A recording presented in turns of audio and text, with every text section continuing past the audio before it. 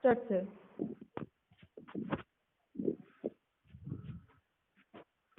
Good afternoon, my dear friends. This is a continuation of my discussion of Kamala Das's poem, The Descendants. We have already read and explained some 10 lines of the poem.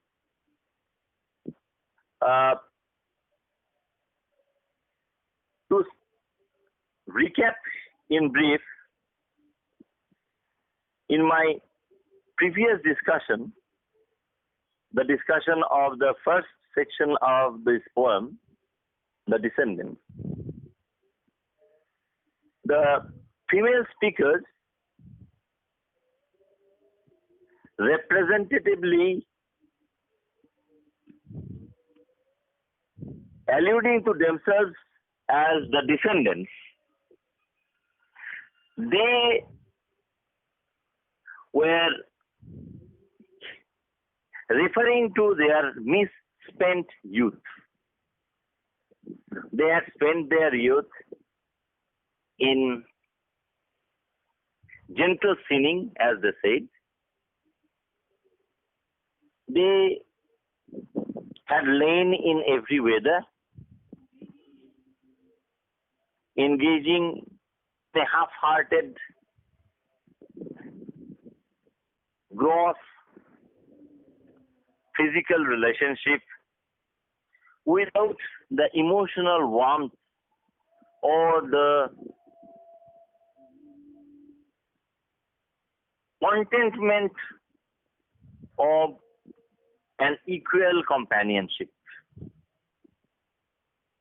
As a result, they were unaware of or unable to distinguish the passage of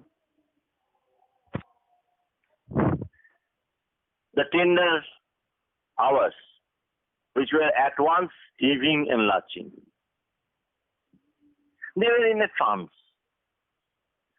So, today in this presentation, I am going to deal with the rest of the poem.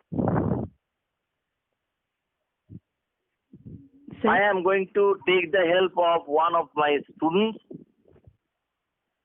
who will read out the text for the benefit of the audience, the listeners,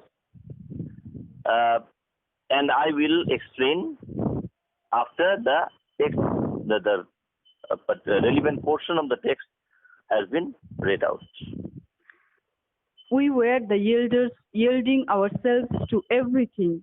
It is not for us to scrape the walls of wombs for memories, not for us even to question death, but as child to mother's arms, we shall give ourselves to the fire or to the hungry earth to be slowly eaten, devoured. Okay. So, these gentle sinners are now presenting themselves as yielders. They could not resist. They had to yield to everyone and yield their everything. Their body, their sexuality. Why? Because in a patriarchal social space, they were unable to resist. They had to succumb to the male concupiscence. So, we were the yielders, we yielded everything to everyone. As a result, these female speakers were unable to connect in a meaningful way, either to their past or to their futures. They could not for example, scrape the walls of wombs for their memory. So, an antenatal connection with their mothers, that is between mothers and daughters, was shut out from them. Similarly, they could not evade or question death.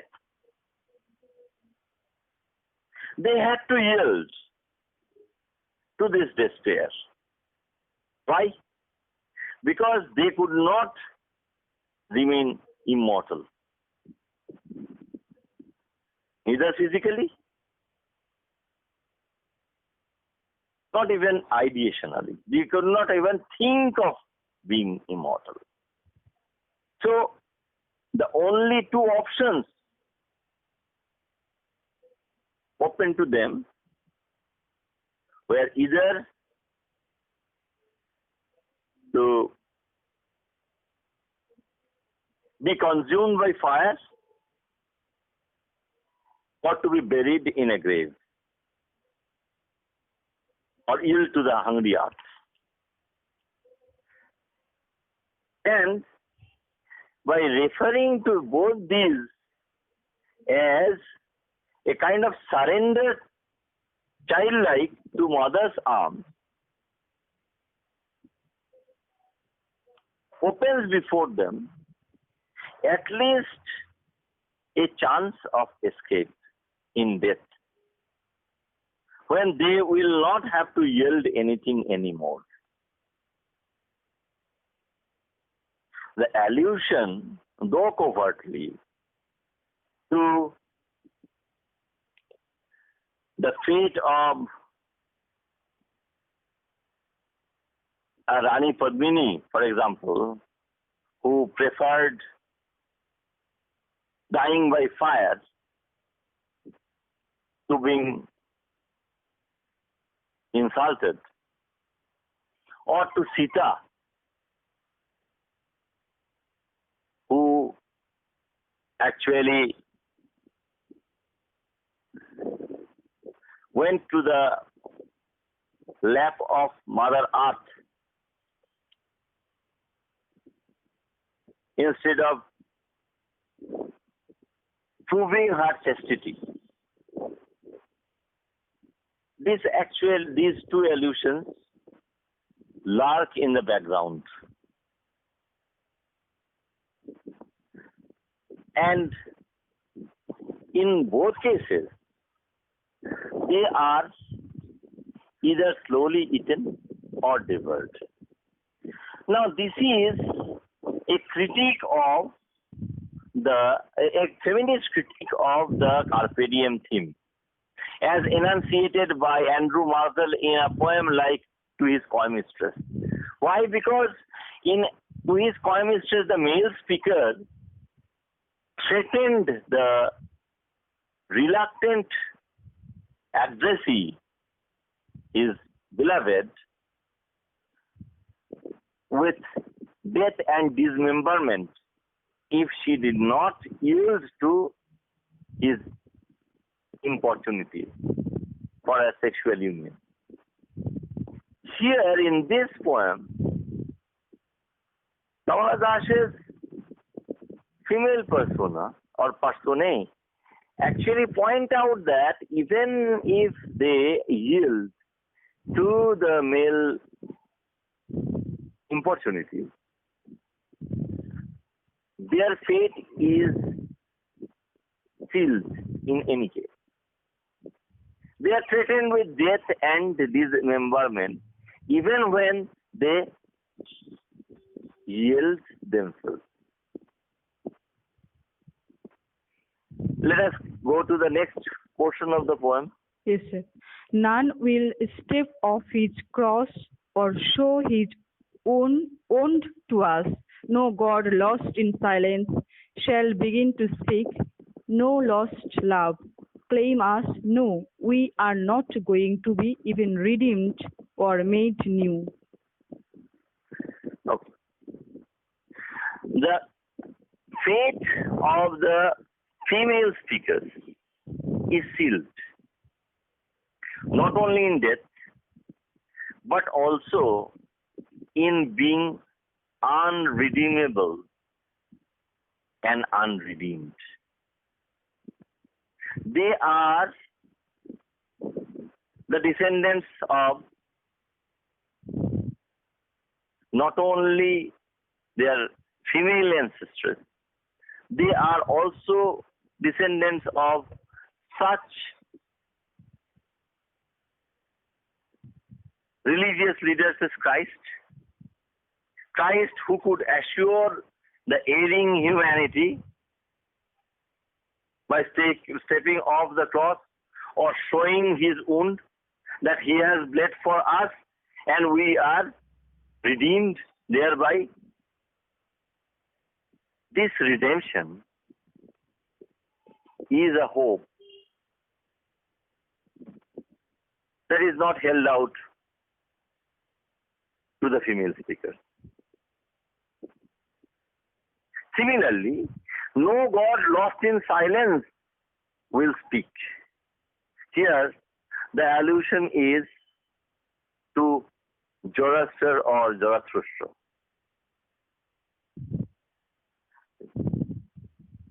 According to Persian religion, and mythology, Zarathustra could speak words of wisdom that he had learned from Ahura Mazda, Lord Wisdom, and thereby show the path to the mortals. But such a path is not for the female speakers. They are not going to be claimed by any lost love, like Helen in Iliad. We all know that Helen, even after her stay in Troy with Paris, was accepted by Menelaus, her apparently forgiving husband. In the case of these female speakers, however, such a fate is not theirs. Such an opportunity, such a possibility is not theirs. As a result, they are not going to be redeemed by anyone. They are not going to be made new by anyone.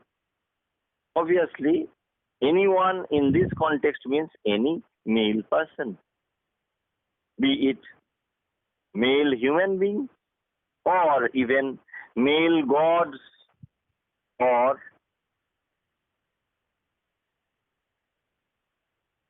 male messiahs. Here, very subtle way, in a very subtle way, Kamala Das's poetics of resistance is at work. Because the possibility of being redeemed by any male is not given to these female speakers, because the possibility of the renewal is not allotted to them. They have to redeem themselves. So the only path open to them is to redeem themselves through self-assertion. We all know that writing is fighting. Writing poetry gives to the silenced subaltern, gender subaltern, like the female speakers of this poem, the chance to carve a niche for themselves. As such, by writing this, they may hope to help others to strive for self-redemption and self-renewal. I hope this discussion will help you in understanding the nuances of Kamala Das's poem, The Descendants. Queries and comments are, of course, welcome. Thanks for listening.